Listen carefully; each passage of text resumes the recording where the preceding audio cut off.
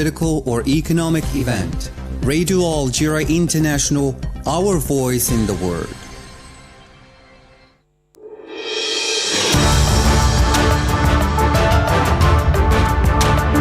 This is the English service of Radio Algeria International. It's time for the news.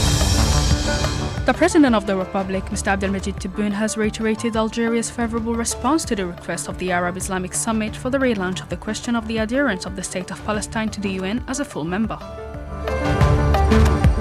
Algeria's permanent representative to the UN, Ambassador Amr Ben Jama, has chaired a meeting of the UN General Assembly devoted to the question of the enlargement of the Security Council and other issues related to the Council. At least 15 people were killed in airstrikes carried out today by the Israeli army against several areas of the Gaza Strip. Those were the major developments. Now the full news edition. Good afternoon. The President of the Republic, Mr. Abdelmajid Tebboune, has received several messages of congratulations on the occasion of the 17th anniversary of the outbreak of the Glorious Revolution of November 1st, 1954. More details with Majid Mila. The President of the Republic, Mr. Abdelmajid Tebboune, has received a message from the President of the Republic of Belarus, Mr. Alexander Lukashenko, hailing the history and the revolution of Algeria, the memory of the heroes, as well as the bravery, resilience and sacrifices of the Algerian people in building their independent state, welcoming the high level of bilateral relations. The King of the United Kingdom, Charles III, for his part, congratulated President Tebboune and expressed his hope that the two countries would continue to work closely together on major global issues. King Charles III praised the relationship existing between the two countries and hoped that they would continue to work closely together on major global issues, from peace and well-being to the environment and climate change, in the interest of future generations. The President of the Republic also received a message from the President of the Republic of Montenegro, Mr. Jakov Milatovic, who recalled on his behalf and on the behalf of the people of Montenegro the deep friendship and cooperation between the two countries, which will be strengthened in the future in a number of areas in the best interest of both peoples. In his message to President Tebboune, the President of the Republic of Albania, Mr. Bajram Bigaj, praised the relations of friendship and cooperation between Algeria and his country, expressing his confidence at the development of the relations in areas of common interest. Meanwhile, President Tebboune received greetings from the King of Bahrain, Hamad bin Isa Al Khalifa, wishing him and the Algerian people well-being and prosperity. The President of the Republic also received greetings from His Highness Prince Salman bin Hamad Al Khalifa, Crown Prince and Prime Minister of the Kingdom of Bahrain, as well as His Majesty the Sultan of Oman.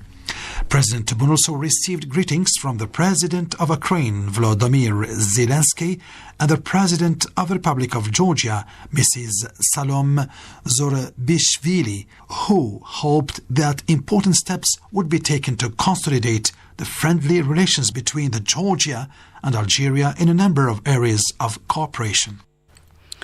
The Chief of Staff of the People's National Army, Army General Said Tankriha, has chaired a ceremony held in honor of Army officers and personnel who participated in the military parade to mark the 17th anniversary of the November 1st, 1954 revolution. He praised President Tebboune's commitment to safeguard national memory, a key move for enhancing national unity. The national memory is one of the most important elements to which the President of the Republic, Supreme Chief of the Armed Forces, Minister of National Defense, Mr. Abdelmajid Tebboune, attached the utmost importance in building up a powerful and triumphant Algeria as an integral part of this ambitious national process aimed at strengthening national unity, the foundations for security, prosperity, and the strategic development of our country, all in line with the ambitions of our people for a decent life and lasting stability. The Army General also conveyed to the Army officers and personnel the congratulations of the President of the Republic for the enormous efforts they made to ensure the success of the event, which conveyed an honourable image of the Army and of an Algeria proud of its glorious revolution. The President of the Republic, Mr. Abdelmajid Tebboune, has reiterated Algeria's favourable response to the request of the Arab Islamic Summit for the relaunch of the adhesion of the State of Palestine to the UN as a fully fledged member. The details in this report by Asya Bakar.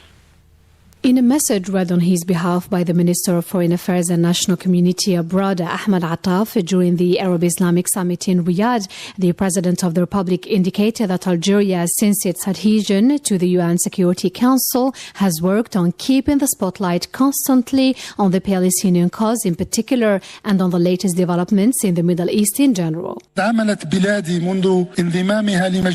Algeria, since joining the Security Council, has worked on keeping the spotlight constantly in the Palestinian cause and the Lebanese suffering. Algeria will respond favorably to the request submitted to it by our summit for the relaunch of the question of the admission of the State of Palestine as a fully fledged of the United Nations. Algeria remains convinced that it is essential first to intensify pressure on the Israeli occupier and to impose sanctions on it. It's essential, first of all, to intensify pressure on the Israeli occupier at the diplomatic, political and economic levels, and to impose sanctions on it, notably by suspending the Israeli occupier's membership at the United Nations and by imposing embargo on arms exports to the Israeli occupation. It's also necessary to enhance the political, diplomatic and legal achievements made by the Palestinian cause in favor of the two-state solution, being an important step to preserve the foundations of the independent and sovereign Palestinian state. It's also imperative that we gather as one around our Palestinian and Lebanese brothers, because the future of Gaza after the war should be determined by the Palestinians. The same goes for the future of Lebanon, which should remain in the hands of the Lebanese themselves.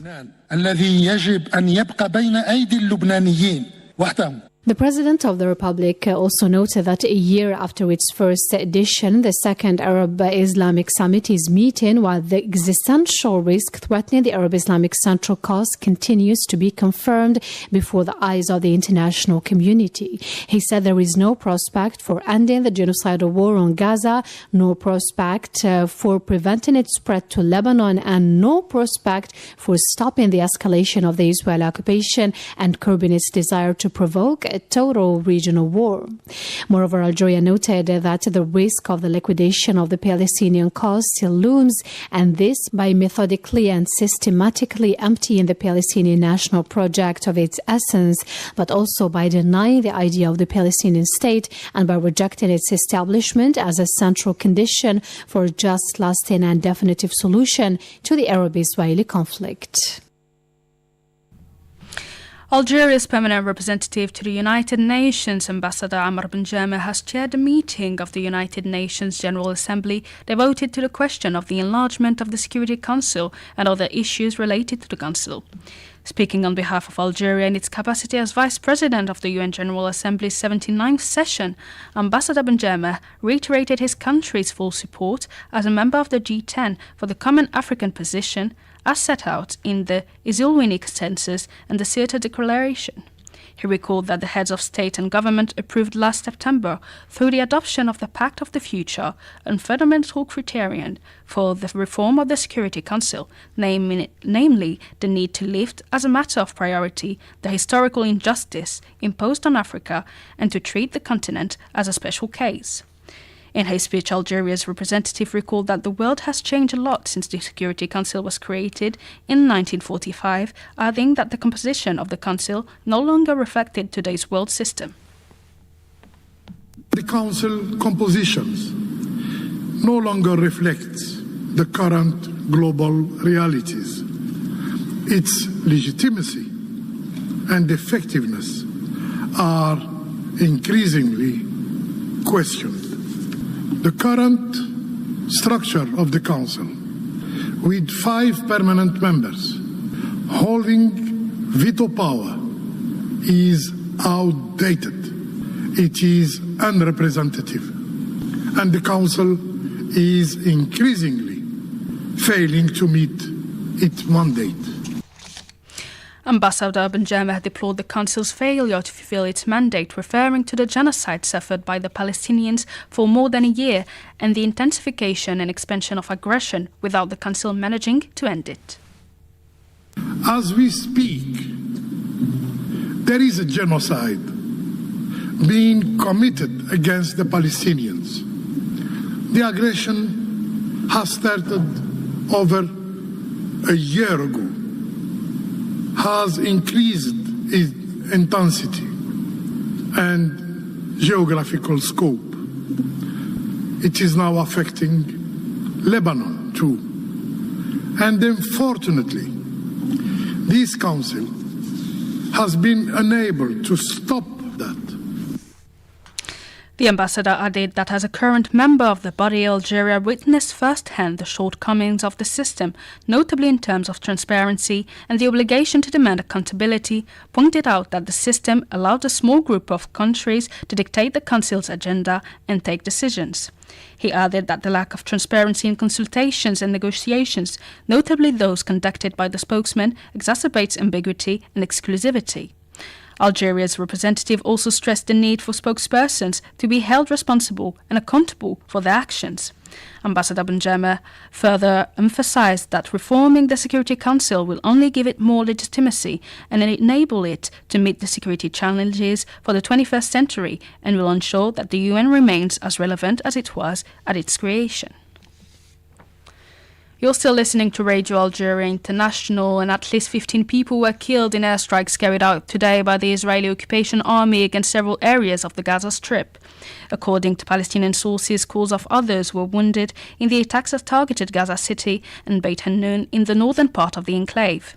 Meanwhile, the UN Office for the Coordination of Humanitarian Affairs, OCHA, expressed concern at the fate of the Palestinian population in the northern part of Gaza, subjected to a blockade for several weeks now. It urged the Israeli occupying authorities to allow in the access to the area where the population's needs are tremendous. In this connection, UNRWA today denounced the insufficient access to humanitarian in Gaza at a time when the situation is catastrophic. An UNRWA official was quoted by media saying that the humanitarian aid entering the Palestinian territory was at its lowest level for months, as only 37 were authorized to enter the territory, where, as she put it, 2.2 million people are in need of everything. This came as the EU diplomacy chief Josep Borrell strongly condemned the Israeli strikes in Debalya, in Gaza's northern part, denouncing the forced displacement of the population as a violation of international law. In a statement posted on X, he affirmed that ethnic cleansing was more and more used to depict the situation in Gaza's northern areas. The leaders of Arab and Muslim countries meeting in Riyadh, Saudi Arabia, have called for a total Israeli troop withdrawal from Arab territories in order to reach an overall peace in the Middle East. In a final declaration adopted at the end of the Arab Islamic Summit meeting, they reiterated that a fair and global peace could not be achieved unless an end was put to Israel's occupation of all territories in conformity with the UN resolutions and the Arab Peace Plan adopted in 2002. The participants to the Arab League and the Islamic Cooperation Organization joint meeting also called for the unity of all the Palestinian territories, including Gaza and the West Bank, within a unified state with occupied East Jerusalem as its capital. And now the UN Secretary General Antonio Guterres has said that time was running out to limit as a destructive rise in global temperatures and called on world leaders to provide more cash to help prevent climate-led humanitarian disasters. Asabikar has the details in this report. Speaking during the COP29 climate summit, Antonio Guterres said when it comes to climate finance, the world must pay up or humanity will pay the price, stressing that the world is in the final countdown to limit global temperatures rise to 1.5 degrees Celsius. United Nations Secretary General said doubling down on fossil fuels was an absurd strategy. This year's summit is supposed to be focused on raising hundreds of billions of dollars to fund the global transition to cleaner energy sources and limit the climate damage caused by carbon emissions. This came while Azerbaijani President Ilham Aliyev, who is president of the COP29, used the keynote speech at the COP29 climate summit to lash out at Western critics of his country's oil and gas industry, saying Azerbaijan had been the victim of a well-orchestrated campaign of slander and blackmail. He said, as president of COP29, Azerbaijan will be a strong advocate for green transition, but at the same time, realism is necessary, describing his country's oil and gas resources as a gift from God. He said countries should not be blamed for having oil and gas and should not be blamed for bringing these resources to the market because the market needs them and people need them, as he put it. Referring to the United States, the world's largest historic carbon emitter, and the European Union, Ilham Aliyev said the double standards, a habit to lecture other countries, and political hypocrisy became kind of modus operandi for some politicians, state-controlled NGOs, and fake news media in some Western countries, as he put it. Let's know that the COP29 summit opened yesterday with a technical deal seen as critical to launching a UN-backed global carbon market that would fund billions of dollars of projects that reduce greenhouse gas emissions. Scientists say evidence shows global warming and its impacts are unfolding faster than expected, and the world may already have hit 1.5 degrees Celsius of warming above the average pre-industrial temperature. Back to the country, the Minister of Energy and Mines, Mohamed Arkab, has met here in Algiers with the Minister of State, Minister of Mining Industries and Geology of the Republic of Congo, Pierre Robert, to discuss the opportunities for cooperation, investment and partnership in the mining sector between the two countries. During the meeting, the two parties focused notably on research development as well as training in the mining sector. We tackled several subjects as part of the roadmap that we will explore together. The first area is mining research, and the second is the development of the mining sector, as well as training of the Congolese senior executives in Algeria in the mining field.